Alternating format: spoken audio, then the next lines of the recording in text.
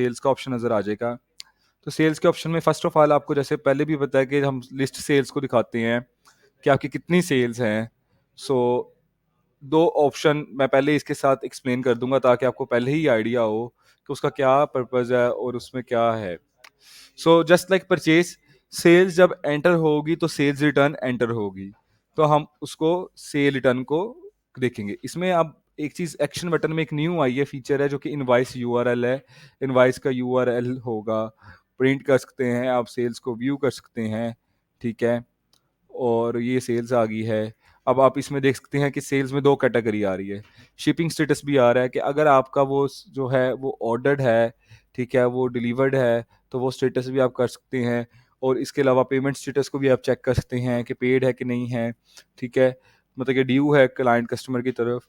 दूसरा आप सर्च कर सकते हैं कस्टमर को same as it is. Filter में अगर हम आ जाते हैं तो उसमें कस्टमर आ जाएगा, पेमेंट स्टेटस आ जाएगा कि उसका पेमेंट स्टेटस ड्यू है, पार्शल है या पेड है उसने, और स्टार्ट डेट एंड डेट लगा के फिल्टर कर सकते हैं आप। सो सेम ये वही चीज़ है। अब दूसरा एक इधर आपको ऑप्शन नजर आएगा लेफ्ट पे, आप जैसे देख सकते हैं, मैं पॉइंटर से आपको दिखा रहा हूँ कि लिस्ट पीओएस। तो इसमें मैं आपको सिंपल सा डिफरेंस बताता हूँ। जो सेल्स आप मैन्युअली ऐड करेंगे वो इधर लिस्ट होंगी, और जो सेल्स आपकी पीओएस यानी कि पॉइंट ऑफ सेल मशीन से स्कैनिंग से सेल हो रही होगी वो आपको लिस्ट पीओएस में शो होगी। तो सिंपल इज दैट, ये डिफरेंस था। चलो अब चलते हैं कि हम अब देखते हैं कि हम सेल्स को कैसे ऐड कर सकते हैं। Right, let's start. सो आइए, आपका ऑप्शन आ गया, ऐड सेल्स का ऑप्शन आ गया है। जस्ट सिंपली आपने कस्टमर सेलेक्ट करना है। इधर से आप कोई भी कस्टमर सेलेक्ट कर सकते हैं, लेकिन मुझे इससे न्यू कस्टमर चाहिए तो मैं कस्टमर की डिटेल्स एंटर कर दूंगा।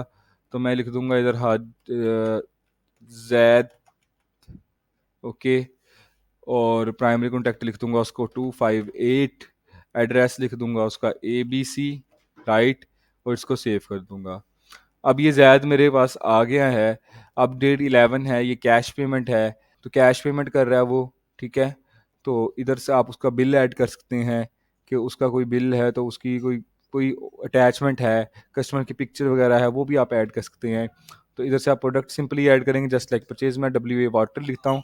अच्छा, आपको लास्ट वीडियो में बताया था कि अगर कोई ऐसा प्रोडक्ट हमारे पास आता है जिसका हमारे पास पहले से सेव है, डिटेल्स हमारे पास सेव हुई हुई हैं, और वो प्रोडक्ट सिर्फ हमारे सिस्टम में सिर्फ एक ही है उस नाम से, वाटर बॉटल के नाम से, तो सिस्टम ऑटो ऑटो पर उसको आपके सिस्टम में ऐड करेगा। अब आप देख सकते हैं क्वांटिटी के ऊपर करंट स्टॉक भी आपको देखने को मिल जाएगा। उसके बाद यूनिट प्राइस आ रही है, डिस्काउंट आ रहा है, टैक्स आ रहा है। अच्छा, ये डिस्काउंट वो है जो कि आइटम पे होगा, और अगर हम नीचे डिस्काउंट ऐड करेंगे तो आपकी होल जितनी भी आपकी आप आइटम्स ऐड करेंगे उस पर 10 रुपीज़ डिस्काउंट अप्लाई हो जाएगा, जैसे कि आपको हमने परचेज वाली वीडियो में दिखाया था। तो आपको ये शिपिंग स्टेटस है, अगर आप शिप कर रहे हैं तो आप उसको शिपिंग का बता सकते, शिपिंग स्टेटस लगा सकते हैं। अगर कमीशन एजेंट है तो कमीशन एजेंट ऐड कर सकते हैं। तो मैंने आपको लास्ट वीडियो में भी बताया था कि कमीशन एजेंट को जब हम ऐड करते हैं तो कमीशन एजेंट की वैल्यू जो है वो उसमें ऐड नहीं होगी, वो उसमें बिल में शो नहीं होगी। उसकी वजह यह कि commission agent is not the part of the invoice, right.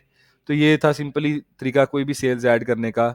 अब इधर आ जाएगा पेड अमाउंट, कितनी आपको पेड अमाउंट कर रहा है। अगर आप इधर देखेंगे 1300 आपको कस्टमर पे कर रहा है, तो पेमेंट ड्यू आपकी जीरो हो जाएगी। अगर सपोज दैट मैं इधर करता हूँ जीरो, तो पेमेंट ड्यू 1300 आपको शो हो रही है। लेकिन अगर मैं कहूँगा कि कस्टमर ने मुझे 1300 पेमेंट किया तो पेमेंट ड्यू जीरो हो जाएगी।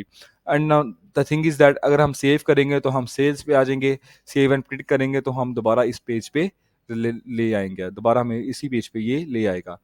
सो लिस्ट पॉइंट ऑफ सेल को देख लेते हैं, ठीक है। अब उसमें एक्शन बटन पे आप सेल्स रिटर्न एंटर कर सकते हैं, जितनी की सेल्स रिटर्न है वो एंटर की जा सकती है, ठीक है। जैसे अब इसमें पॉइंट ऑफ सेल में अगर कोई सेल्स रिटर्न है तो वो आप यहाँ से सेल्स रिटर्न को एडिट कर सकते हैं, और सिंपली सारा ये वही है, पॉइंट ऑफ सेल मशीन से जो आपकी सेल्स हुई है वो शो कर देगा आपको। उसके बाद नेक्स्ट आप चलते हैं पॉइंट ऑफ सेल मशीन पे, मतलब POS इंटरफेस पे। ये आपका POS इंटरफेस पे यहाँ आप जिस जिसकी पिक्चर्स लगाते जाएंगे वो पिक्चर्स आपको शो होती जाएंगी बड़ी ब्यूटीफुली, और आप इसको सिर्फ सिंगल क्लिक पे प्रोडक्ट को ऐड कर सकते हैं। और ये इधर आपको बटन दबाने पे आपको ये पॉइंट ऑफ सेल के जो हैं शॉर्टकट कीज नज़र आ रहे हैं कि आप इसको कैसे कर सकते हैं।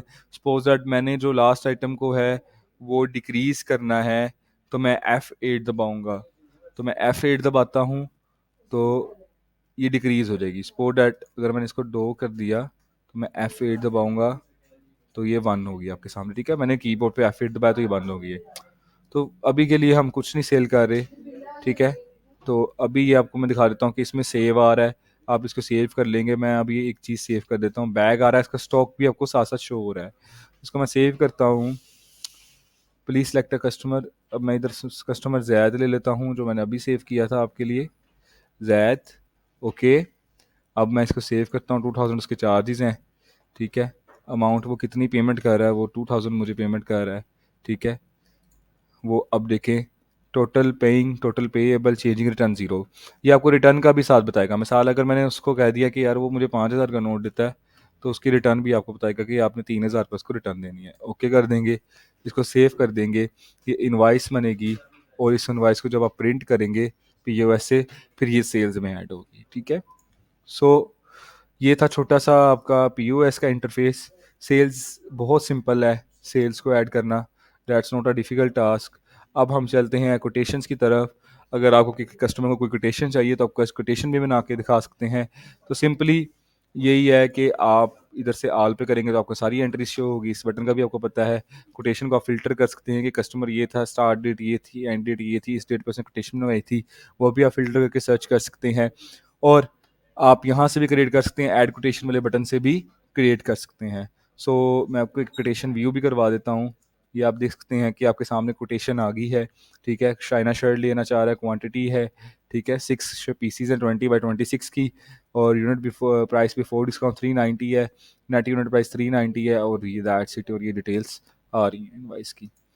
सो कस्टमाइजेशंस भी हो सकती हैं आपके अकॉर्डिंगली। अगर आप सॉफ्टवेयर को अपने मुताबिक कस्टमाइज़ करवा सकते हैं तो वो भी अवेलेबल है हमारे पास।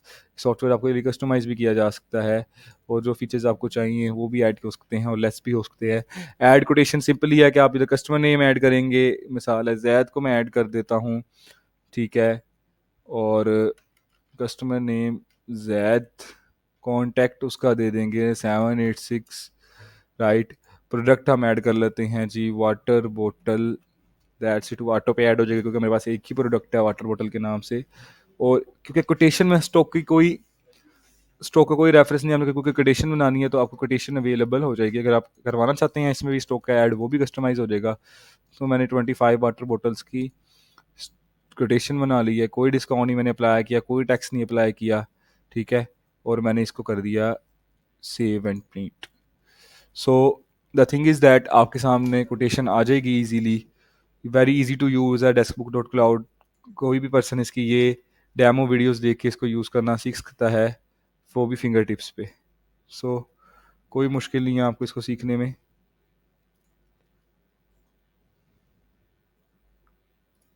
लिस्ट सेल्स रिटर्न आ जाती हैं, आप सेल्स रिटर्न्स को अपने इधर मैनेज कर सकते हैं कि आपकी सेल्स रिटर्न क्या है और आपकी सेल्स रिटर्न कितनी है। और अगर सेल्स रिटर्न को डिलीट करना है तो यहाँ से आप उसको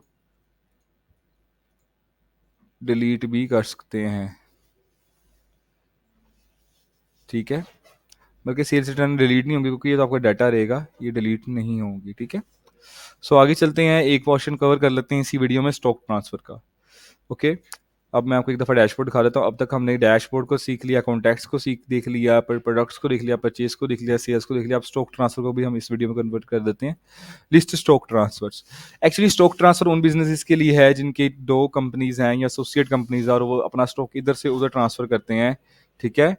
सो ये देखें, from location optimum take to डैब्स बीटा, ये स्टॉक ट्रांसफर है। आपने अपना स्टॉक अगर ट्रांसफर किया है कहीं तो आप वो भी शो कर सकते हैं, और ऐड स्टॉक ट्रांसफर भी कर सकते हैं। तो simple from location to business location आ जाएगा, और आपके क्या आपने कितना स्टॉक ट्रांसफर किया वो आ जाएगा, और सेव कर लेंगे इसको या प्रिंट कर लेंगे साथ, और आपका स्टॉक ट्रांसफर आपके सिस्टम से निकल जाएगा। तो ये भी बहुत अच्छा फीचर है कि आप अपने बिजनेस की ब्रांचेस की स्टॉक्स को भी मैनेज कर सकते हैं कि अगर आपका ब्रांच बेस्ड बिजनेस है तो आप उसके स्टॉक को भी मैनेज कर सकते हैं इधर, और अगर आप किसी और को भी स्टॉक भेज रहे हैं तो वो भी आप इधर मैनेज कर सकते हैं। सो आज की वीडियो में हमने सेल्स को और स्टॉक ट्रांसफर को कवर कर लिया। Thank you so much for this video, और आई होप सो कि आप लोग को समझ आई होगी। और अगर कोई आपको इशू हो तो आप हमारी कस्टमर सपोर्ट की टीम आपको रीच कर लेगी। अल्लाह हाफिज़।